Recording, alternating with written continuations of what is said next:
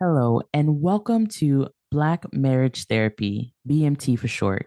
Here we become students of marriage in order to create healthy, long lasting relationships. I'm your host, Kristen Smith, and in today's episode, we discuss sabotage, the invisible chains holding you back.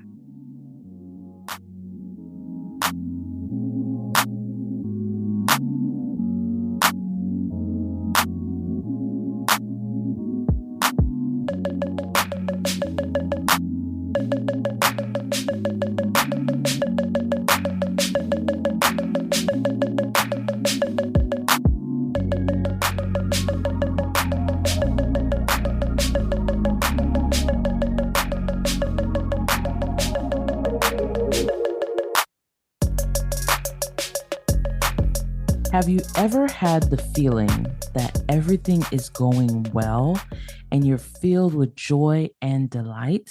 You're reaching your goals and you are on the path to success and growth. Then, what seems to be out of nowhere, all of the progress begins to slowly diminish. And eventually, you have made a full 180 degrees and going down a path you don't want to. If you ever experience something like this, you might be experiencing self-sabotage. A few months ago, I was on a high. I felt like I was working on everything that I wanted to accomplish, and out of nowhere, I just stopped. I made excuses and told myself it was because I'm tired or I needed a break or work life balance. 4 weeks went by and I was getting worse and worse and moving further and further from my goals. I accepted my behaviors as proof that I am all the negative things I say about myself. I'm an imposter, I'm lazy, I'm inconsistent, and an indecisive person. I stumbled upon a video talking about self sabotage that I ignored, but over the next couple of weeks, that word kept coming back to me over and over again. So I decided to explore the concept, and guess what I found out? I am a self saboteur. You might be saying, Chrislyn, what does this have to do with relationships and marriage? Trust me, a lot. This is a layered and complex idea that takes time to unearth, but I want to share with you all what I have learned so far.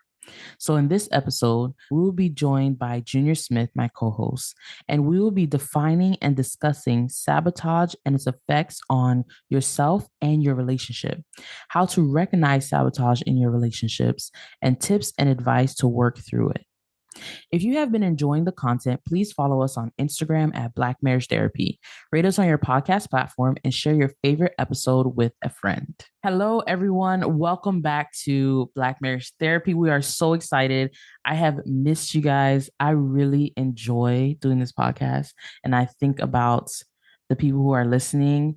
And sometimes I think about, because we only do it twice a month, but I do think about like talking to them again, even though I'm not talking to them like face to face. To all the listeners, I just want to say I miss you. And I know it's only been 2 weeks, but I'm excited to talk to you about this topic. So, as we already mentioned before, we are talking about sabotage and we're going to get into it how we always do. We're going to start with the definition of sabotage. Our definition for self-sabotage is a behavior and action that can undermine one's own well-being and success. And I would add to that even a thought, right? Or I guess thinking a certain way is a behavior. And there's so many examples of self-sabotage that we can go through in our relationships. That's actually a really good definition. So, like I mentioned before in the intro, this is fairly new for me because I think that there are certain habits that I was used to that I did not know how to link or place. And then all of a sudden I became aware of this thing called sabotage. And I didn't realize that certain things that I was doing was actually hurting me. And I didn't realize that I had control over them. I mainly thought that it was just kind of like part of my personality. So like I mentioned before, sometimes I have negative thoughts. I'll think like, oh, well, oh, Kristen, you're just being lazy or you're indecisive or whatever. But really and truly, when I start looking and digging deep into my thought processes, my habits, my behaviors, the things I actually believe, I'm realizing that it's me this whole time. If you ever seen the little meme of Spider-Man and he's in a circle and he's pointing at everybody else, it was me the whole time. And so I really like this definition because it's the undermine part that really helps me understand what self-sabotage is. It's the fact that you set yourself, and this is kind of how I understood it. And I guess I'm giving my own definition now. It's like you set yourself up for a goal, for success, for some type of growth. And then without you knowing, and I'm going to say without you knowing because I feel like it's autonomic. I feel like some of my habits and some of the things that I do it without even thinking about it. It's just like a mechanism that just happens. So, you set these things up and then autonomically you undermine those very things that you set up. I kind of want to explain this in a more scientific way, self-sabotage, just to kind of give you an idea of what's going on. I think self-sabotage is your body's way of protecting itself. Mm. And so it sees goals as a threat because, hey, this is what we've been doing. Yeah. This is what the story's been. Now you want to change it and introduce this new thing. Oh, I'm going to stop eating all bread or sugar. Oh, I'm going to work out. Oh, I'm going to write this book. I'm going to practice being more open or showing empathy. So your body's saying, well, listen, that's not what we've been doing this whole time. What we've been doing has been keeping us alive. It's been working. We see that new goal as a threat. Yeah. Yeah, like we don't want to do that. And then, of course, you have the fear of failing at that new goal. So you have two fears compounded right there. Your brain at least sees two fears. Number one, losing out on what you have. And number two, even if you go to attain that new thing, you could fail at that thing in a spectacular way and bring in more pain and more hurt and more whatever have you. And so recognizing that self-sabotage is your body's way of keeping you safe, keeping you the same, and then understanding that we cannot let our body do auto control for everything. And to add a little bit more depth to this topic, you have to understand that sometimes self-sabotage, sometimes not always, comes from trauma or issues with your past. Some of these things can be rooted in a core belief, in something that is so wired in you that anything that is outside of that belief that you have is seen as a threat. And therefore, like Junior said, you are responding most of the time autonomically to protect yourself from anything that's not what you are used to. I think a perfect example of this is like being abandoned. If you have trauma where you've been abandoned by a parent or by a friend or anything like that, you have a core belief that nobody wants to be around you, like you are just going to be abandoned. So if you set out a goal, it's like, oh, I'm going to make new friends. Self-sabotage would be like flaking. Yeah. Like, oh no, and you make excuses and you're like, oh man, I'm just so tired or whatever. And why do you keep flaking? Because there's a belief in your mind already set, really deeply rooted, that you are going to be abandoned anyway. So let's not remove ourselves from let me talk about how deeply rooted these self-sabotage is. So that person flaking, right? Do you understand self-sabotage is so deep sometimes it can wear another face. So that person's like, oh, I'm flaking on this person, but in reality, I'm just not an extrovert. I'm an introvert. That's why I'm doing it. Not realizing in reality, you fear intimacy because you were abandoned. So now you fear intimacy. You can be friends. Yes. When it's time to get intimate, you run away. But that's just in your mind, you're rationalizing that as, oh, I'm an introvert and I like cancel plans. So why do I feel like you're trying to read me? No, I'm just saying. I'm showing you. I'm showing you how deep self-sabotage goes. It really, because it's trying to protect you. So the thing that I learned is that it intertwined with my personality. Exactly. There are certain things that I think is just me being me, personality wise, but then there are things that are not me or extreme versions of that personality that I'm using as a way to self-sabotage myself, to shoot myself in the foot. The introvert thing is a perfect example. I am an introvert. I do love to recharge and be by myself.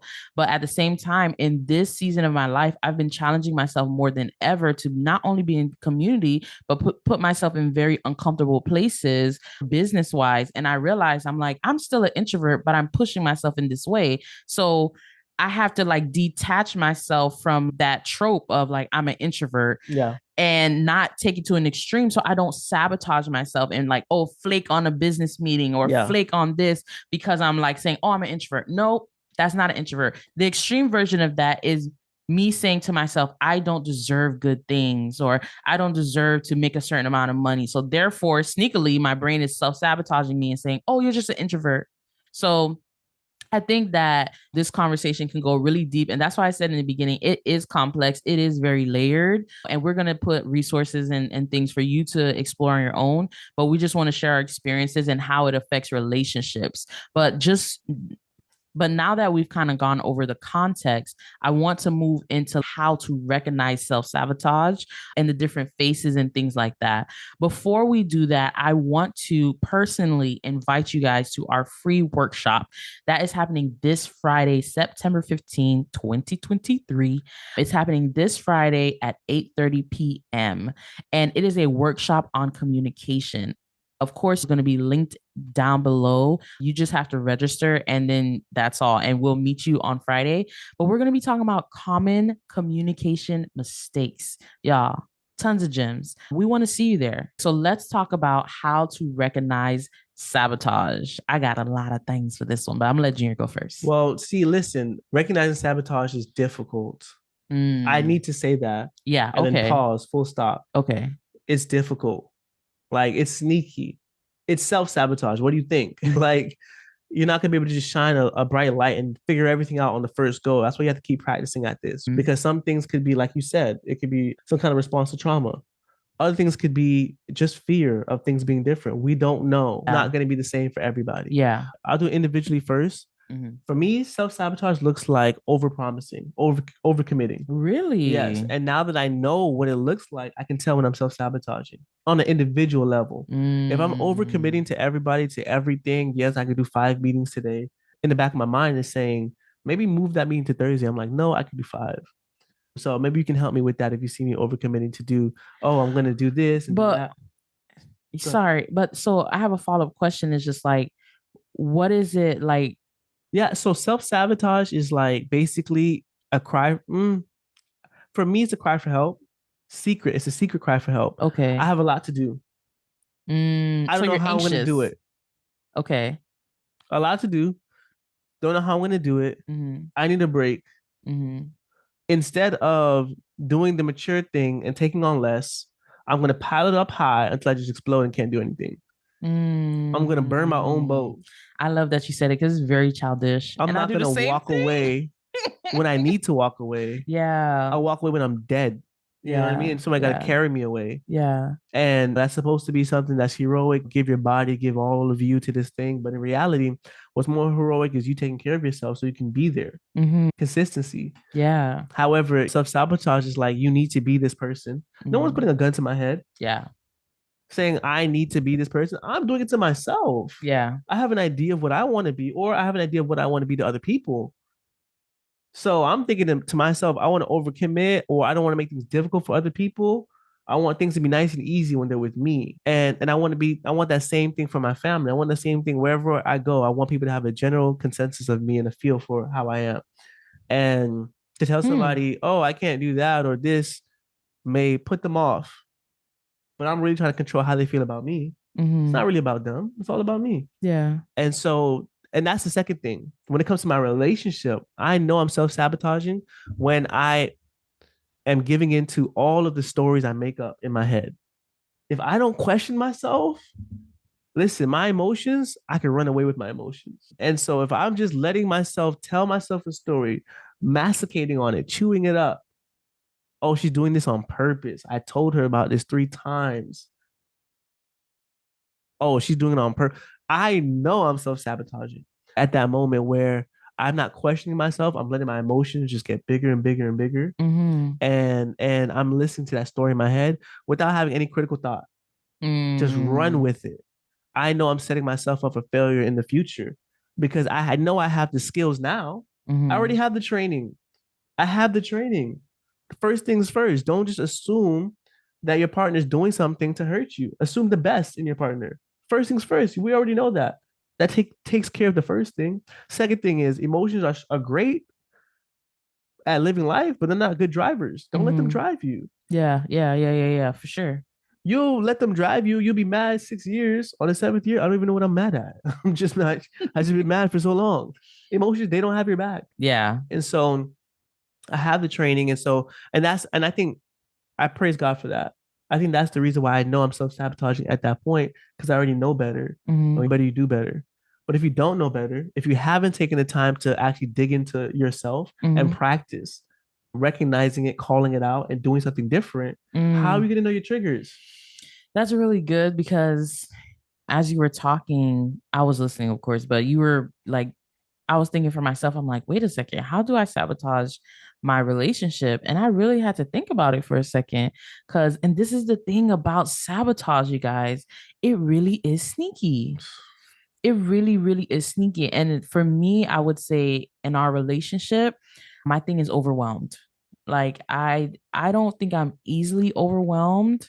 Would you say I'm easily overwhelmed? No. Okay.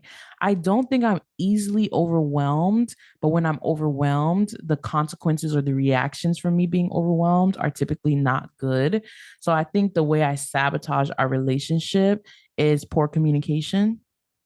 And sometimes I feel like I know the answer is speak. I know the answer Yes. is like, tell him you need help, tell him you're overwhelmed. And you know what, guys? Sometimes I do a great job and I'm like, hey, Junior, I'm overwhelmed. I need help. And Yes. sometimes I want to eat cake. I want to watch TV. I want to shut down. I want to get distant. And all these things are actually ways to recognize sabotaging your relationship, getting distant, poor communication, things like that. And I don't communicate.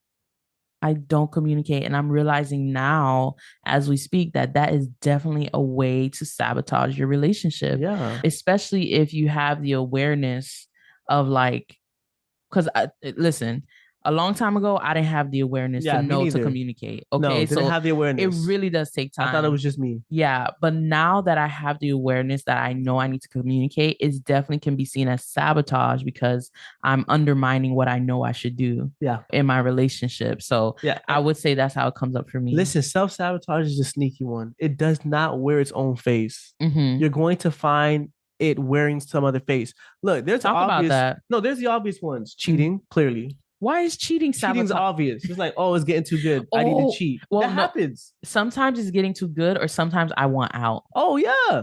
Dang, is self sabotage immature? Let me tell you something. Let me tell you something. Here's a great example of self-sabotage that you didn't know was self-sabotage. Yeah. Always needing affirmation. Even that can be self-sabotage. Constantly seeking approval can be self-sabotage. Uh-huh. You're asking that person for way too much. That person is not your approval 24/7. That person approves you and you have value. They Yeah. are not your value. But if Yeah. I say to myself, I need my wife to approve everything I do at all times, or I don't feel love, number one, Mm, that's stunting my growth. I'm not going to mature in myself and learn how to yeah. love myself. Yeah. Number two, I'm putting the weight of the world on my wife's shoulders because Yeah. she needs to make me feel approved. And guess what? She knows there's nothing she could ever do to satisfy. So now she's living in dread. Mm, I say, baby, how is this? She knows I'm gonna ask her, baby, how is this 100 more times? And it doesn't matter what she says, yeah. it's still not enough. And so now she dreads and avoids the conversation, but I'm just seeking for approval. I don't see what's wrong. No, you're self-sabotaging. That's what's really going on. Wow. Yeah, it wears so many different faces. Another one. Jealousy could be another Jealousy. one. Yeah, oh, I'm getting real jealous and I don't know why. Why am I getting jealous all of a sudden? Why does sabotage period sound so immature? This is the first time because I don't know, maybe because I'm in conversation with somebody. And I'm not saying this as a way to put anybody down, but I'm realizing that it's so immature. And it's like a lot of these things can be handled through accountability, through talking, through just expressing, like, I'm not happy in a relationship, or I want things to change, or I need, or I feel. And I'm like, oh my gosh, that's the mature way out. Self sabotage sounds like the immature way But to listen, deal with our own emotions. self-sabotage wins because it has the element of surprise. Okay, and it only has the element of surprise when you discover it. Some people self-sabotage is sitting in their bed and they still don't know. That's the truth. That was Cuddled me. That up, was me cuddled like two up weeks ago. to self-sabotage. Yeah. Waking up and saying, hello, personality. And he's like, I'm not your personality, I'm Yeah. self-sabotage. Yeah. Yeah. Oh, And that's how it shows up in our relationships as oh well. yeah. Yeah, I want to bring up also, no, because I want you to continue with the faces, but specifically talking about relationships, Yeah. especially those of you who may be starting out just brand new. This may be where self sabotage rears its ugly head because it's brand new. Yeah. Especially if it's something like maybe you didn't have a lot of people growing up who were married, maybe you don't have mentors, maybe you don't have peers, and that can all terrify you. It can put you in a state of fear where all these things, these core beliefs that you're used to are like, wait, these are too different. This what's going on is too different. And now all of a sudden you stop communicating. Yeah, there you go. You just get distant. There you go. You get ornery. Uh-huh. Right? You slam on the brakes. You just Relationship is moving and it's and then every yeah. 3 months, you stepping on the brakes. And like it's unfortunate because it's like robbing you of something like good. Yeah, yeah. You're Yeah. convincing yourself that Yeah. that it's so scary and that it's so bad Yes, yes. that you're robbing yourself of something that could be so beautiful. Yeah, yeah. So for those of you in relationships who are just starting out, if you feel like maybe you are in a pattern, you're starting and stopping and starting and stopping. You're going forward and backward, forward and backward.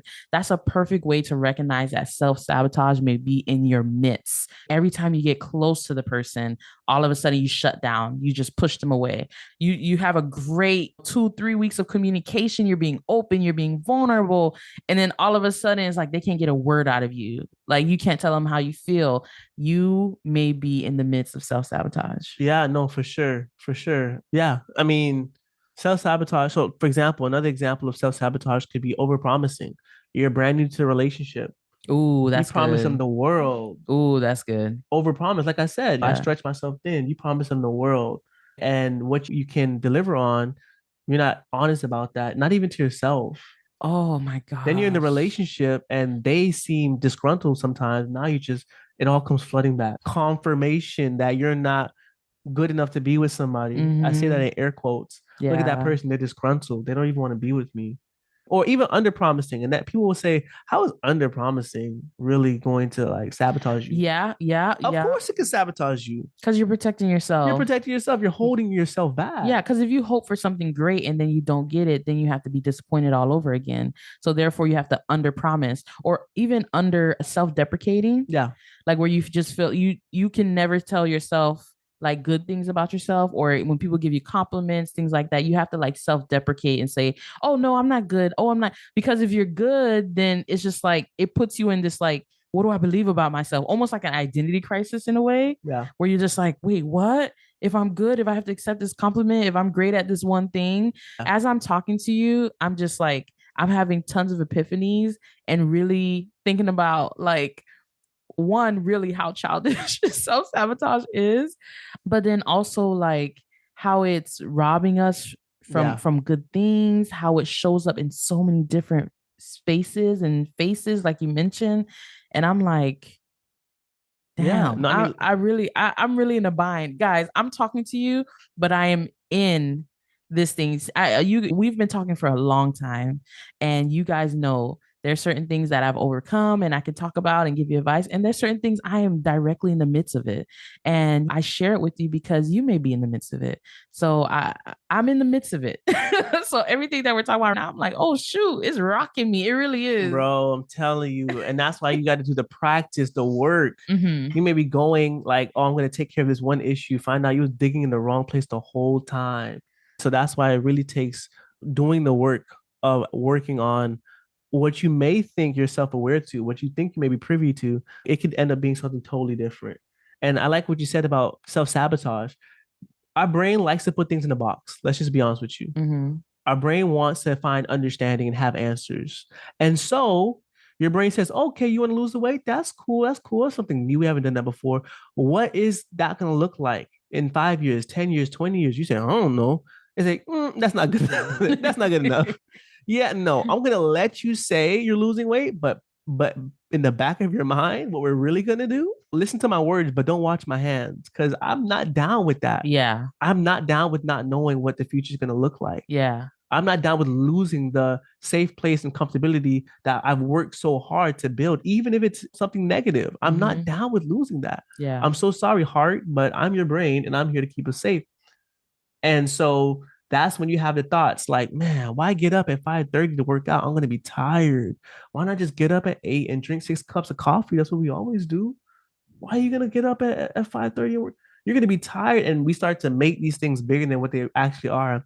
But you'll live, bro. You'll be tired maybe for the first month, Mm-hmm. then your body will get used to it. That's Yeah. the beautiful thing of our body. Yeah. The same thing that is holding us back is the key or the answer that we could use to develop new habits and shake self-sabotage. Speaking of getting up in the morning and drinking way too much coffee, I actually want to share with you guys another option, alternative to coffee. It is a drink that I've been trying for a couple of weeks now, and it is amazing.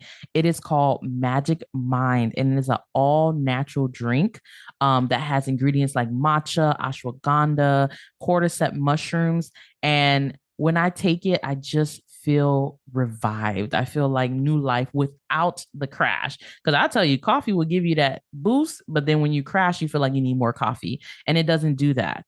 So I want to share this with you guys, and I have a link for you guys if you want to try it. All you have to do is go to magicmind.com/black marriage, and you will get up to 50% off your subscription for the next 10 days with my code Black Marriage 20. I'm going to repeat that again because I want you guys to try it. Go to magicmind.com/black marriage and get up to 50% off your subscription for the next 10 days with my code Black Marriage 20. So just going back to the different faces, we just want to wrap this up in a beautiful bow. I know Junior has one more face that he wants to share with you guys, and I want to cap it once you finish share that face. Yeah. So the last face to share is not asking for help. Can be a face of self-sabotage. That is definitely a face of self. I really feel like you're reading me now because that list, I'm telling you, is me. Like a book. Not asking for help. I mean, saying it now out loud obviously looks like self-sabotage. Yeah. Clearly, it's the opposite of taking on too much. Maybe you don't have a lot, and maybe that's why you don't ask for help. You don't feel like you have enough? I feel like they all work together. Bro. Procrastination, not asking for help, taking on too much, unrealistic goals, not being communicative.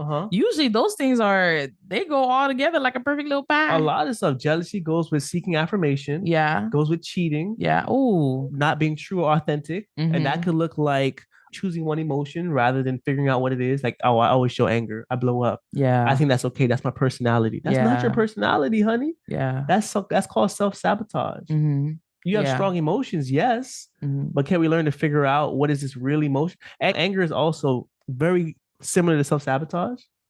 You know, it's usually a secondary emotion. Yeah. You know, you usually feel something first and then you feel get angry. Yeah. So you get embarrassed and then you're angry, you're embarrassed. Yeah. Did you know that? So anger is not your go-to answer for everything. There's something hiding underneath that. Just like self-sabotage could be hiding underneath, oh, this is my personality trait. Yeah. And we're only going to discover this when you start to dig in, people. Exactly. So just to cap this portion of the podcast, how to recognize sabotage in relationships. We mentioned a lot of different things, but I think the key thing, and I briefly mentioned it, but I really want to talk about this, is recognizing patterns. Because self-sabotage is so sneaky, because it has so many different faces, because it can be so easily intertwined with your personality, you have to have a little bit of awareness to realize the patterns in your life that continuously lead you down the path you don't want to be. Yes. What road are you taking? What road are you taking? Is it? Exactly. Write it down. So for me, there's a pattern of, and I share this a little bit on social media, of like my weight loss journey. I've lost 50 pounds before. It was great. But I have this pattern of being overwhelmed and eating too much. Some people call it binge eating if you want to be clinical and diagnose it. Eating too much in a short period of time. Okay. And is usually triggered by emotional distress. Okay. So being overwhelmed. And that was a pattern. I think that one is maybe more obvious pattern. Okay. Like it's like right in your face. Like clearly you're full, but you keep eating. Yeah. But I really had to stop and just like, hold on. I don't want to be in this position. Yeah. everything I seem to try to do, every effort I put in, it doesn't matter, is leading me back to this position. Yeah. What am I doing? How do I break this cycle? Why do I keep being in this pattern? That first initial level of curiosity is what is going to help you to recognize That's and good. see if sabotage is in your midst, which takes us into our next point, our next segment of the podcast, which is tips to overcome, some Okay. advice. The first step is that awareness, asking yourself those hard questions. Like if you are realizing this pattern, oh my gosh, patterns are so important. They tell you so much. I love patterns and hate them at the same time because they really do be exposing you. Yeah. But if you can sit down, evaluate where you're trying to be and where you keep ending up. And if you can Yes. see the pattern in the midst of that, you can really be able to sit down and start to have a little bit more awareness. So let me give you an example for myself since I'm already putting myself on blast. Okay. So for me, when I'm realizing this pattern of binge eating, I had to sit and ask myself, what am I trying to cover up with food? Oh my gosh, I know that was so hard to say. What emotion or what am I trying to get rid of with food? And I realized, oh, I'm uncomfortable about something. Okay. I'm insecure about something. I am feeling overwhelmed about something. These big emotions that make me feel vulnerable. It's usually emotions that make me feel weak, that make me feel exposed. Those are the ones, because if I'm angry, I don't feel like I need to eat. If I'm Yeah. happy, I don't feel like I need to eat. But emotions that make me feel weak, that make me feel like everyone can see that I'm trash now, are the ones that make me go into this pattern of sabotaging my health goals. So you have to be able to take a beat, ask yourself hard questions, examine your life, examine your patterns. And that is the first tip I will give you to help you work through sabotage for yourself. And then you can apply that also to your relationship. The same thing. You can ask yourself questions, talk to your spouse, examine your relationship. What patterns are we in? What fights do we continue to have over and over again? What things am I doing? What behaviors do I consistently do that cause harm in my relationship? Because if this causes harm, why do you keep doing it? There's a reason behind it. And usually it's because you sabotage in your relationship. Wow. That's amazing. Wow. The second thing that I wanted to talk about, second tip for overcoming self-sabotage, is understanding how it works so that you can interrupt the process. That's good. You're going to interrupt the process and then insert something new. So you're going to reframe your thinking. So, like we said so many times before, self sabotage is your body trying to keep you safe. Okay. And so your words and your brain, they don't agree secretly. And so your brain trying to keep you safe. Yeah. And so what usually happens when you go to that goal, when you're working towards that goal, your brain perceives it as a threat. And so you start to have negative thoughts around that goal. That's usually how we get that's how the process begins to procrastination. That's how it begins to like shutting down. First, you have to have a couple thoughts to get you to the idea like, let me just go ahead and blank, blank, blank. You don't just jump there. Yeah. There's negative thoughts around it. What I want you to do is reframe your thinking around that goal. And you may say to yourself, oh, I don't have to do that. I love my goal. It's a great goal. Okay, I hear you, but just do this anyway. Just try. Because this is what your brain is doing anyway. We need to retrain or reintroduce a new way of thinking around the goal. Mm-hmm. So interrupting it. Yeah, interrupting it. And this is what I do to interrupt it. Okay. I think that thought all the way through. The lie, so to speak, that my brain gives me of introducing fear or giving me pause towards my goal, I take it all the way through. So it's like, hey, and I was doing this earlier. Oh, getting up and working out, it's not really worth it like that, and you're gonna be sore. Yeah, I'll be sore for a day, 2 days. Oh yeah, but you can just stay the same. Yeah, but I do want to be stronger for my kids. It's almost like you have to go to bat with yourself because there's an enemy in your camps and it's you. You're the spy. You're the secret. You're the double agent. And so almost like that angel and that devil on your shoulders, Mm-hmm. practice being the angel because the angel needs help. He's dying in this fight. Can I share how I interrupt minds? Yeah. So I'll share for me personally, like with food and things like that, I'll interrupt it by asking for help. Yeah. So this is one I've been putting into practice for a couple of years now. And this is before I even found out more about self-sabotage. This was my own personal journey to like not being overwhelmed all the time. But I realized that this is one way that I can help myself not like I can help to not sabotage myself. I ask for help. So if I feel overwhelmed or there's something that I'm really struggling with, like as far as work or something, I just, who can I call? Yeah. Who can I call? Who can I speak to that I trust that I either can vent to about this or they can give me some sort of advice or tips? Asking for help for sure when it comes to overwhelm. Now, relationship wise, I just snitch on myself. And I think this is something that Drew and I both do. And I got it from him, but it's been working for me. So there's times where I'm overwhelmed and I'm not communicating. Yeah. And I like, cat got your tongue. That's me in a nutshell. Okay. Okay. And I would just snitch on myself, like without even thinking, no second thought. I'm like, Yeah. hey, I feel overwhelmed. Yep. Just get it out. And your body's like, you snitch.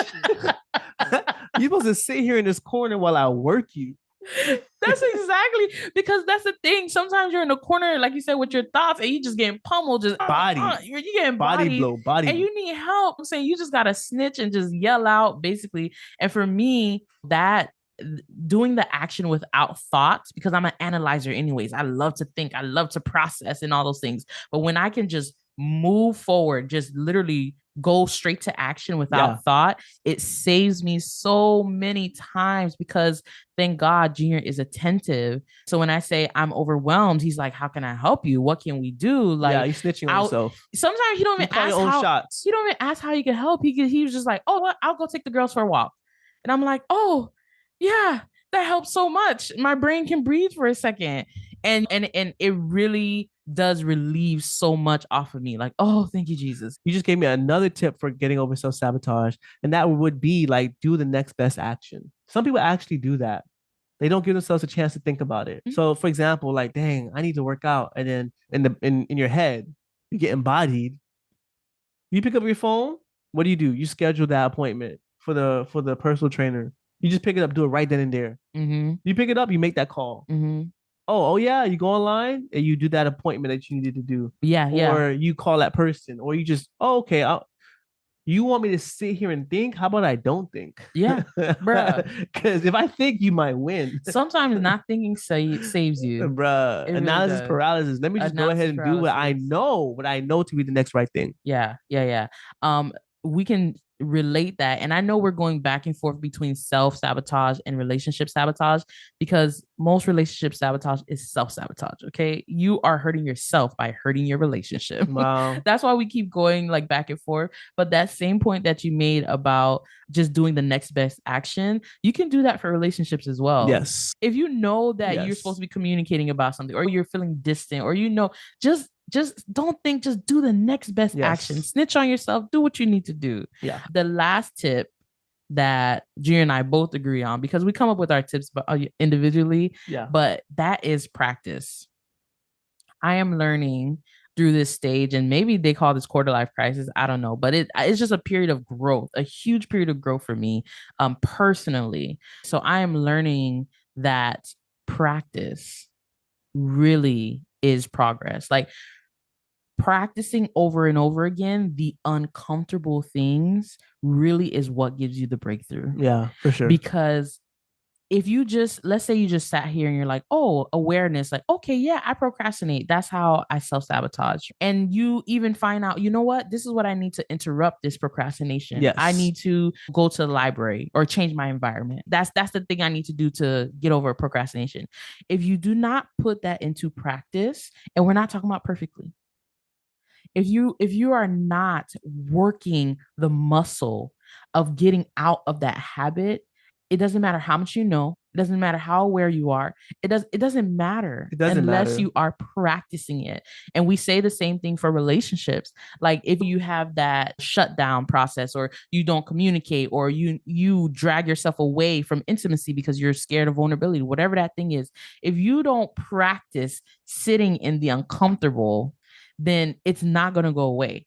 It may transform. You may think that, oh yeah, well, I know about it and that's enough.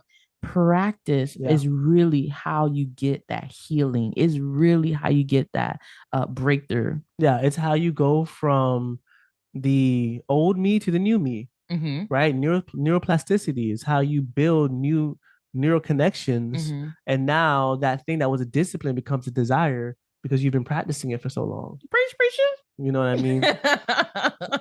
So that is all that we have for you for this episode. I want to give a quick reminder that we are having a free workshop on communication mistakes on Friday at 8:30 p.m. That is September 15, 2023. To end, guys, I would love to leave you with a quote. And it says, we sabotage the great things in our lives because deep down we don't feel worthy of having the great things. And this is by Teresa Riazzi. Thank you all for tuning into this episode of Black Marriage Therapy. If you haven't yet, follow us on Instagram